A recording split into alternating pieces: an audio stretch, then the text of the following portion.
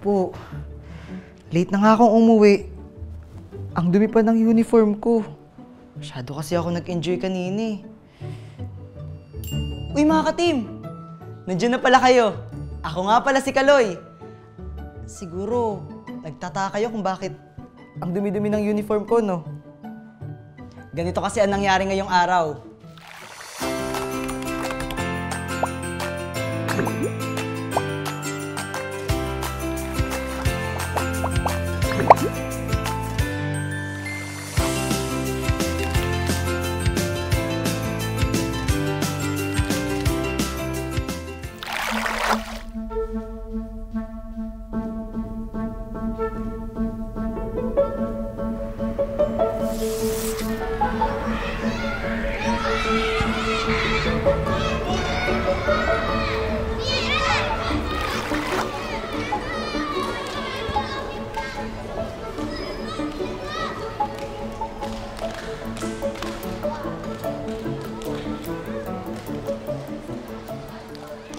Mga ka-team, naranasan niyo na bang mawalan ng kuryente sa school?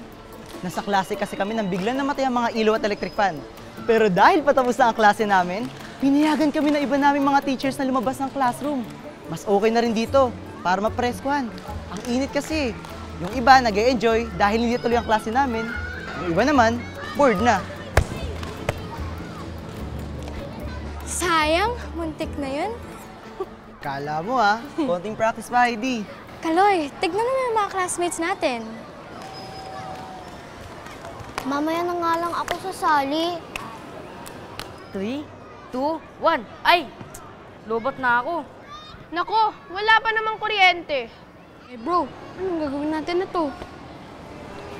Grabe, parang di na lang talaga kaya pag walang kuryente, no? Di ba, Kaloy? Kaloy? Insan, paano kaya sila tutulungan? Tutulungan? Saan? Yung hindi na kailangan ng cellphone or online games. Paano kaya to?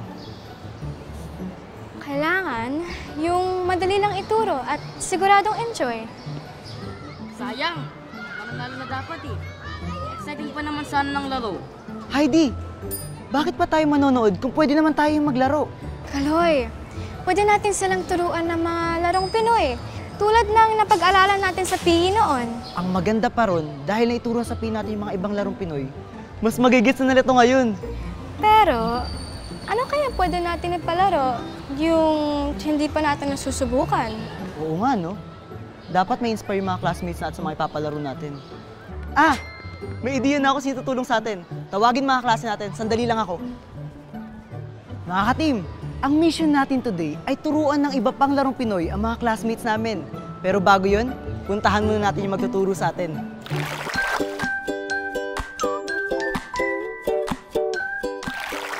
Ano gagawin?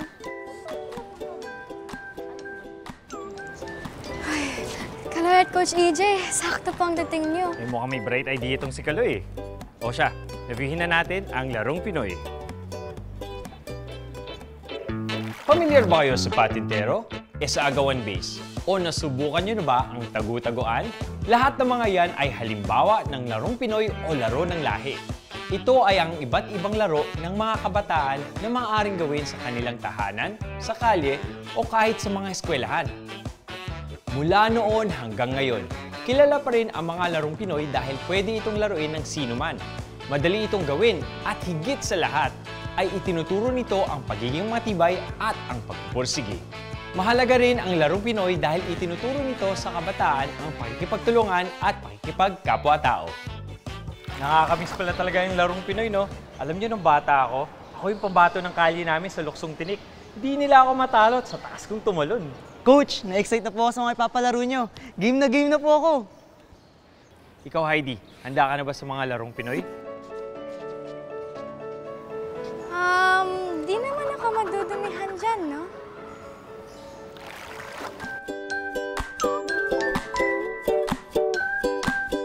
Good news, teammates! Pumayag na si Coach at turuan tayo ng mga larong Pinoy. Ang bad news, ang iba naming mga classmate ayaw pa rin maglaro. Coach, paano po kaya sila hikayatin? Ganito, ipakita natin sa kanila na madali lang at masaya ang mga larong Pinoy. Kaya Kaloy, Heidi, galingan ninyo ha! Hala, Coach, di pa ako sporty. Huwag kang mag-alala, Heidi. Kayang-kaya mo ang larong sipa. Lahat ng mga larong Pinoy ay para sa lahat. Sipa? Oo, sipa. Para sa larong sipa, kakailanganin natin nito. Ayon sa mga eksperto, ang sipa ay isa sa mga pinakamatagal na larong Pinoy. 15th century pa lang ay nilalaro na ito tulad ng sepak takraw. Kalaunan, ito ay nag-evolve sa sipa na pamilyar tayo ngayon. Paano ito laruin? Madali lang! Una, kumuha ng pato o pamato. Ito yung maliit na tingga o washer na may nakataling mga straw. Pangalawa, maaari itong laruin ng 2 o higit pang players na maglalaban. Pangatlo, kailangan sipain pa itaas ang pamato gamit lang ang inyong paa. Dapat hindi ito mahulog sa lupa. Maaari ding gamitin ang siko, tuhod, at kahit palad upang sipain o tamaan ang pamato. Panghuli, ang pinakakilalang style ng sipa ay ang patagalan. Sabay na maglalaro ang 2 players at kung sino ang mas mapapatagal ang pamato sa ere, ang siyang mananalo. Tandaan, sa sipa, mahalaga ang pagiging maliksi at pagkakaroon ng focus para makontrol ang pamato sa ere.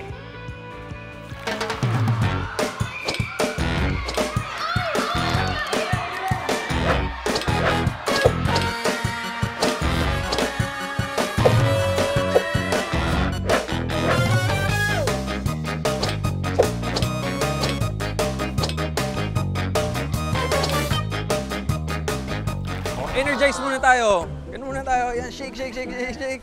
Sa harap, ganun. Taas. Uy, yung baho. So, ang tanong, sino dito ang gustong matuto ng susunod nating game? Ready na. Ituturo ko sa inyo ang tumbang preso. Sa larong tumbang preso, may 2 gamit na kailangan, ang lata at ang tsinelas. Para laruin, una, kailangan pumili ng taya na siyang magbabantay ng lata. Pwedeng magmaiba taya para mas mabilis. Pangalawa, ang goal ng mga natitirang players ay ang mapatumba ang lata gamit ang kanilang tsinelas.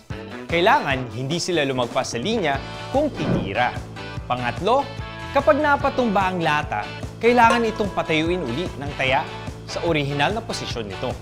Pang-apat, kapag naibalik na ng taya ang lata, maaari niya nang habulin at tayain ang ibang players na kumukuha ng kanilang mga tsinelas o yung mga wala sa base. Mahalaga sa tumbang preso ang tibay at pagpupursige. Kailangan mo hintayin ang tamang timing at maging mabilis sa paghabol ng ibang players.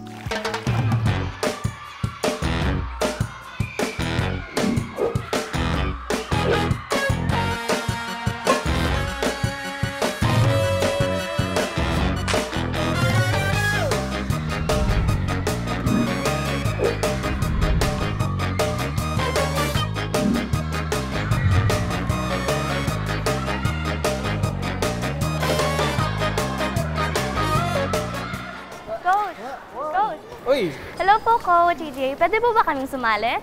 pwede. Ready na ba kayo sa next game natin? Ako po din. Parang mas masaya maglaro kaysa manood lang eh. Tamang-tama yan. Alam mo, kailangan natin ng maraming players sa ating susunod na game. Ito ang tinatawag na Lawin at Sisiw. Ang Lawin at Sisiw ay isang larong Pinoy na base sa isang lumang kwento. Sa kwentong iyon, kinuha ng Lawin ang mga sisiw ng inahing manok. Kaya hinabol ng inahing manok ang Lawin para mabawi ang mga ito. Para laruin ito, una, bumuo ng 2 grupo na may equal number of players. Pangalawa, pumili kung sino ang Lawin at kung sino ang magiging inahin. Pangatlo, papilahin ng players sa isang linya. Dapat ang nasa harapan ng bawat grupo ay ang Lawin o ang inahin.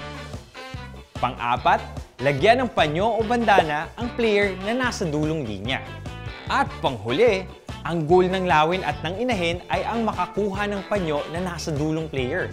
Kailangan nila itong makuha nang hindi nasisira ang kanilang formation. Kung sinong grupo ang makakakuha ng pinakamaraming panyo, ang siyang panalo. Mahalaga ang teamwork sa Lawin at Sisiw dahil kapag magkakasabay ang galaw ng players, mas mabilis nilang makukuha ang panyo.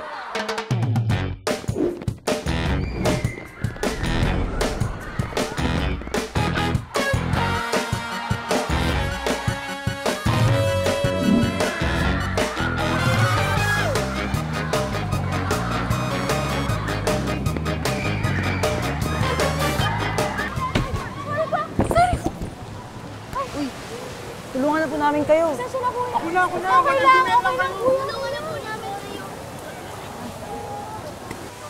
Okay na yan, kids. Ako nang bahala dito. Sige, magugas na lang muna kayo ng kamay doon. Sige. Salamat sa tulong. Basta sa susunod, mag-ingat na lang kayo. Sige na, Heidi Kaloy. At yun na nga ang ginawa namin. Habang naglalaro ng Lawin at Sisiw, buong team ang gumagalaw para manalo kami. Pero si Heidi, kahit natakot siyang madumihan ng damit niya at hindi mahilig sa sports, kita akong nag-i-enjoy siya at tumulong pa siya kay kuya. Kaya gaya ng isang mabuting team, tumulong din kami. Kaya ayun, lahat tuloy kami. Parehong naging brown ng damit. Kaloy, Heidi, maraming salamat ha. Alam niyo, bukod sa mga estudyante, talaga naman tuwang-tuwa ang mga guro sa mga larong Pinoy initiative natin. Gusto ko nga rin pala mag-thank you sa'yo, Kaloy, dahil binalik mo ang childhood ko ngayong araw. Kaloy, laro ulit tayo minsan ah. Sige ba? Natalo mo nga ako kanina sa sipa eh. Sigurado ako makakabawi ako ngayon. O guys, narinig niyo naman si Kaloy at Heidi. Practice lang kayo ng practice. Ayos ba yun? Siyempre, pag kailangan nyo ng turo, sinong tatawagin nyo? Si Coach? DJ! Yun naman pala. For now, mag-iingat kayo pa uwi and bye-bye! Mga ka-team, good job sa atin! Maliban sa natutuhan natin ang mga larong Pinoy tulad ng sipa, lawin at sisiw, at tumbang preso, nahikayat din natin ang mga kapwa-estudyante natin na maging aktibo. Mission accomplished!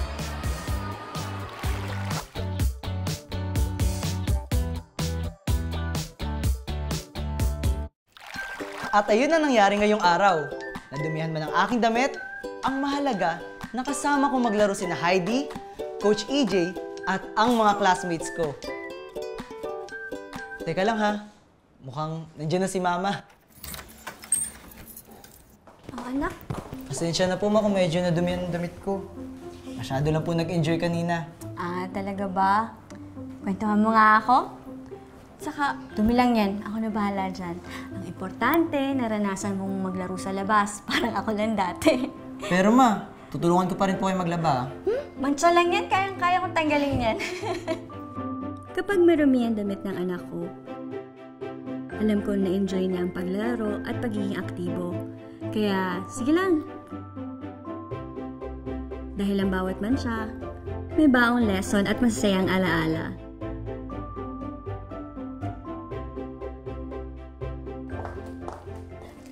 Ma, buti na lang po talaga at nag-enjoy mga classmate po namin sa mga pinalaro namin kanina. Kasi kung hindi po, baka na-bore po sila ng brownout. Nakaka-proud naman kayo. Alam nyo, yung mga maliliit na bagay katulad ng pag-encourage sa classmate nyo na maging aktibo, ay malaking pagbabago na ang naidudulot niyan. Mas nagiging matatag tayo at saka yung mga dumi, parang remembrance na lang yan eh. Ay siya nga pala, wag mo kalimutan i-record or isulat yung mga activities nyo ha? Bakit po kailangan i-record ma? Para natatrack nyo yung mga bago nyo natututunan at saka yung mga dapat nyo pang ma-improve at saka marami pang iba. Ah, parang gumagawa po ako ng journal. Tama! Ayan! Ito yung mga notebooks. Ito gamitin nyo para i-record yung araw nyo. Salamat po ma. Gagawin ko po yan. Ikaw pa. Ay, siya nga pala. Ay, maghain ako ng dinner natin ha. Okay po ma. O teammates, sabayan nyo kung isulat ang lahat ng mga natutuhan natin ngayong araw ha. Simulan natin sa anong laro Pinoy ang pinaka na-enjoy natin at bakit? Ang sa akin, lawin at sisiw. Walang duda. Kasi sa lawin at sisiw, natutunan kong maging malakas, matibay ang loob, at magkaroon ng determinasyon. Habang naglalaro kami, naghihintay ako ng tamang timing at kailangan ko rin maging mabilis. Kaya ayun, nananalo kami. May mga oras na nadadapa rin ako. Pero ang mahalaga, nag-e-enjoy at natututo sa pakikipaglaro. Isa naman sa iniisip ko ngayon, paano ko kaya may hihikayat ang iba na maglaro ng larong Pinoy? Tuturuan ko sila laruin ang mga larong Pinoy at ipapakita ko rin na mas madali lang itong sundan. Siyempre, mas masaya maglaro kapag maraming kasama.